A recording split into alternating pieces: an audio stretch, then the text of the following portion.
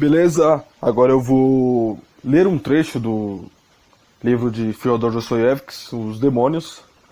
Ainda no começo do livro, a primeira parte, sobre uma conversa entre o diálogo entre o narrador da história sobre Stepan Trofimovich, que seria no caso Dostoiévski, com o engenheiro recém-chegado à cidade, o senhor Kirillov. Só confirmando aqui a palavra, mas é Kirillov. Meu russo aí não está tão bom assim quanto eu imagino. Mas agora é um trecho referente à fala que eles conversam de uma forma tranquila sobre o suicídio. Então vamos lá.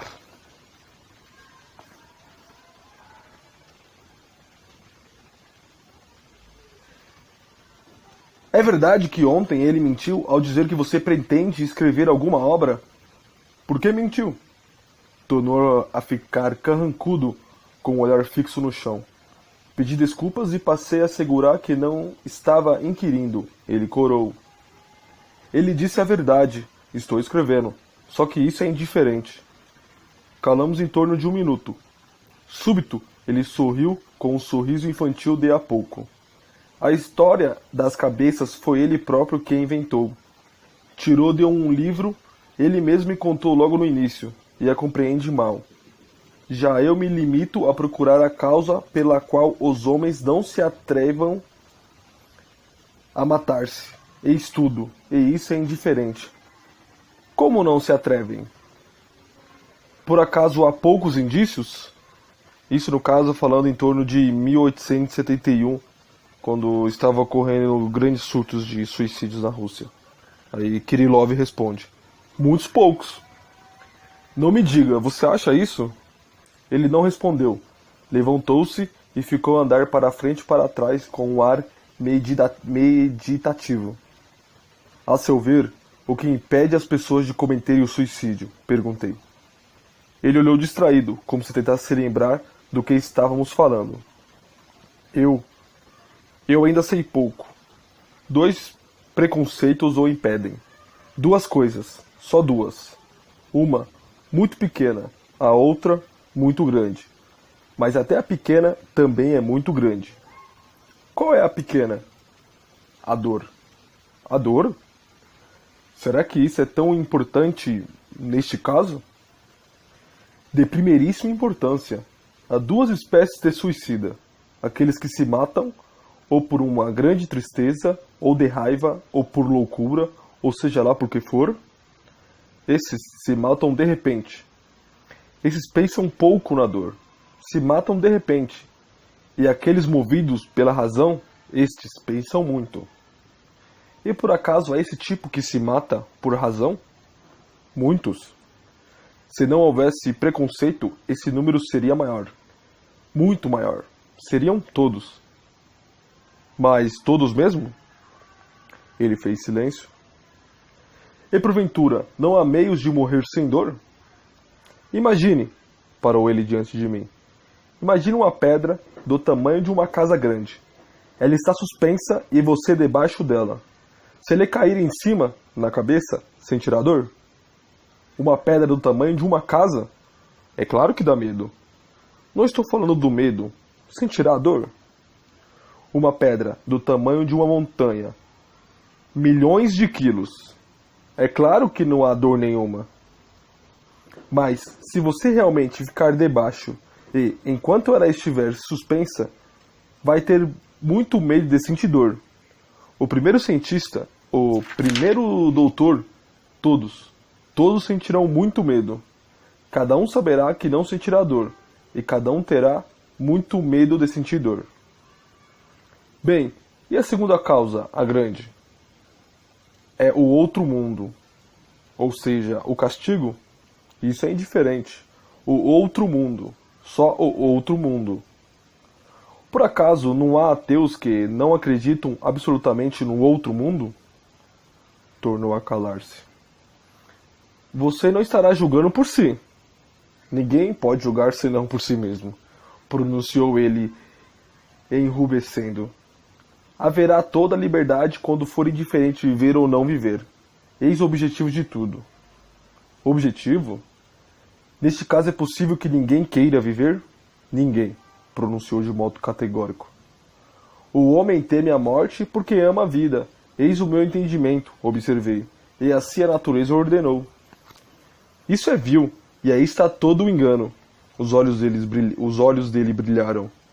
A vida é dor, a vida é medo, e o homem é um infeliz. Hoje tudo é dor e medo.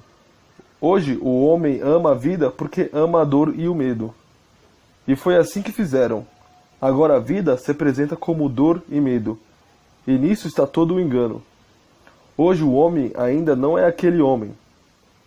Haverá um novo homem, feliz e altivo. Aquele para quem for indiferente viver ou não viver, será o novo homem. Quem vencer a dor e o medo, esse mesmo será Deus. E o outro Deus não existirá. Então, a seu ver, o outro Deus existe mesmo? Não existe, mas ele existe. Na pedra não existe dor, mas o medo da pedra existe dor. Deus é a dor do medo da morte. Quem vencer a dor e o medo se tornará Deus. Então haverá uma nova vida. Então haverá um novo homem, tudo novo. Então a história será dividida em duas partes. Do gorila, a destruição de Deus, e da destruição de Deus. Ao gorila? A mudança física da terra e do homem. O homem será Deus e mudará fisicamente. O mundo mudará e as coisas mudarão. E mudarão os pensamentos e todos os sentimentos. O que você acha? Então o homem mudará fisicamente? Se for indiferente viver ou não viver, todos matarão uns aos outros. E eis, talvez, em que haverá de mudança. Isso é indiferente. Matarão ou engano. Aquele que desejar a liberdade em essencial deve atrever-se a matar-se. Aquele que se atrever a matar-se terá descoberto o segredo do engano. Além disso, não há liberdade. Nisso está tudo. Além disso, não há nada. Aquele que se atrever a matar-se será Deus. Hoje, qualquer um pode fazê-lo, porque não haverá Deus, nem haverá nada. Mas ninguém ainda o fez nenhuma vez. Houve milhões de suicidas, mas não com esse fim. Tudo com medo e não com esse fim. Não com o fim de matar o medo. Aquele que se matar apenas para matar o medo, imediatamente se tornará Deus. Talvez não consiga, observei. Isso é indiferente, respondeu baixinho, com uma altivez tranquila, quase com desdém. Lamento que você pareça estar rindo, acrescentou 1000 minutos depois. Acho estranho que pela manhã você estivesse tão irritadíssimo, mas agora esteja tão tranquilo, embora falando com ardor. Pela manhã? Pela manhã foi ridículo, respondeu com um sorriso. Não gosto de injuriar e nunca riu, acrescentou com ar triste. Bom, eles continuam a conversa aqui, falando sobre a mania de ele tomar chá, o Sr. Kirillov, e depois eles continuam conversando, falando por quê, porque o Sr. Kirillov acabou de chegar, e do nada ele se abre pro nosso amigo aqui, Dostoiévski, e ele diz que não, porque você se parece muito com o meu irmão mais velho, e que faleceu recentemente, 7 anos, e realmente é uma passagem autobiográfica. O irmão de Dostoiévski realmente morreu 7 anos antes de ser escrito Os Demônios. E é isso, eu só queria deixar registrada essa passagem sobre essa fala, né, de Kirillov, né, que foi escrita logo, lógico, por Dostoiévski, sobre a questão do suicídio. E peculiar, eu diria. Então eu deixo registrado aí em formato de podcast.